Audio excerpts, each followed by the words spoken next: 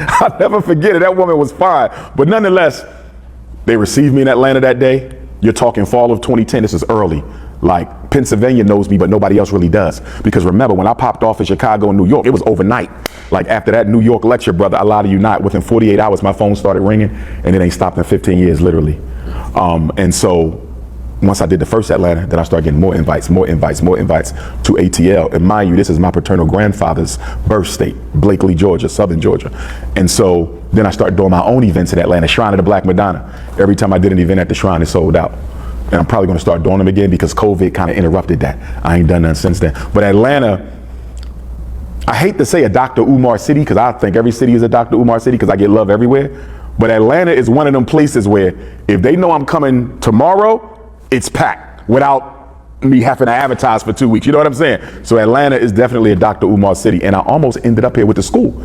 I was going to purchase a school in Atlanta from a black church. We was this close to closing. And then things changed for me back in Philadelphia and I had to end up staying close. But I almost moved to Atlanta and almost opened the school here. Yeah, but destiny kept me from doing that, and that's how the school ended up in Delaware. But I still very much plan to open up an FDMG Academy in Atlanta. I got to do one here because Atlanta, Detroit, Houston, Oakland, let me not do that because I'm gonna have to name everybody, but they really held me down. Even when the haters came, Atlanta held me down. So this is definitely a Dr. Umar town. Now, everybody call Atlanta the Black Mecca. That's been kind of the nickname for it. So, do we actually run anything here, or we just look like we do? That's a good question. I think both answers are true because two things can be true at the same time. Obviously, you got a very strong black music movement here. You got a very strong entrepreneurial movement here. You have a very strong black consciousness movement here. At the same time, I read an article not too long ago that posed this very question. It said, is Atlanta really the Black Mecca? And it started talking about the poverty.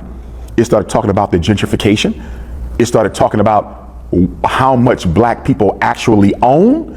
And at the end of the day, it is more than a lot of other black city centers. It is, but it isn't as grand as it is purported to be though. So yes, Atlanta is ahead, I would even say, of most black cities, but I do think the extent to which they are ahead has been exaggerated somewhat. Or maybe it was never exaggerated, but because of that black success, there was probably a pushback by the gentrification movement to undo that power. Because remember, they like to keep the Confederacy in the hands of the Confederacy. So it could have very much been that Atlanta was exactly what it purported to be. And then the white power structure came in and said, we got to undermine this because if we don't control Atlanta, it's going to be hard for us to continue to control the South and keep it red.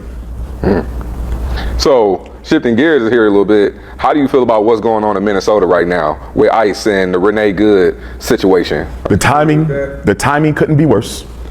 Because Donald Trump, as you know, is trying to paint all of our African immigrant brothers and sisters and Caribbean immigrant brothers and sisters and Central and South American immigrant brothers and sisters. He's trying to paint them like criminals, right? So we know Renee Good was the head on the monster. So this white woman is the one who created this system to exploit the funding in this free food program. So she basically scammed $250 million of federal subsidies. But she had beneath her 75 Somali African immigrants who was working this thing with her. Of course, Trump and the MAGA movement, they're putting all the attention on the Somalis. Renee Good is being talked about as well, but she's not being demonized as much as those 75 Somalis are. Now, don't get me wrong, you should never rob from the poor.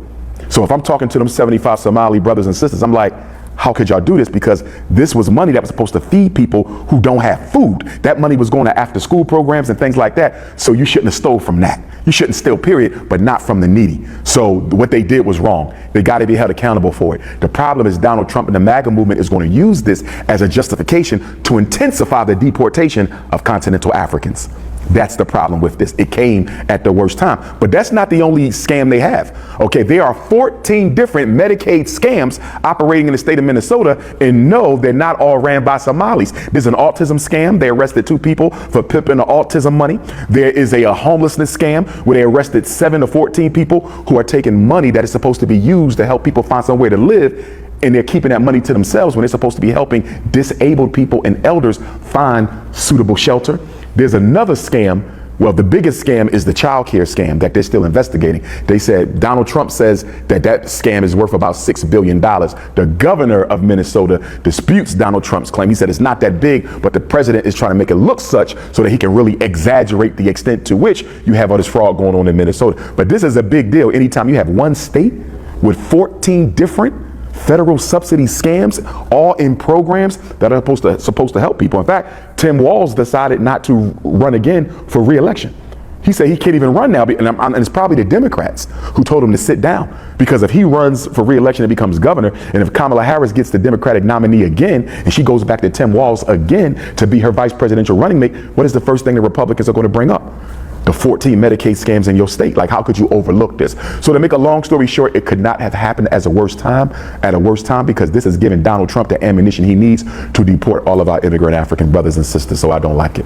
Now, I will say most of the internet has come to learn about it from an influencer named Nick Shirley, who exposed the daycare fraud for the Somalian. Are you familiar with him? I'm not. Black or white? He's a white guy. Okay. And I believe he's conservative. He's spoken at the White House. If I'm not mistaken, he's the one who created the Somali scam narrative. Yes. Okay. Yeah. Okay. I was going to ask what you think of him, or. Well, I mean, listen, politics is all about narratives. You know, that's what they're going to do. I'm neither Democrat or Republican. Both of them are white racist political parties that have never done anything structurally for black people. I do not vote for either one unless I have a reason to. You know, unfortunately, the Democrats are painting this Donald Trump MAGA movement, you know, as some sort of vindication of the Democratic Party. And I'm telling black people, why are you treating this like a vindication of the Democratic Party? Because you had Joe Biden in office for 4 years. This man gave the Asians an anti-hate bill. He gave the Jews an anti-hate bill. He gave the homosexuals an anti-hate bill. He gave the Native Americans an anti-hate bill, and didn't give black people anything.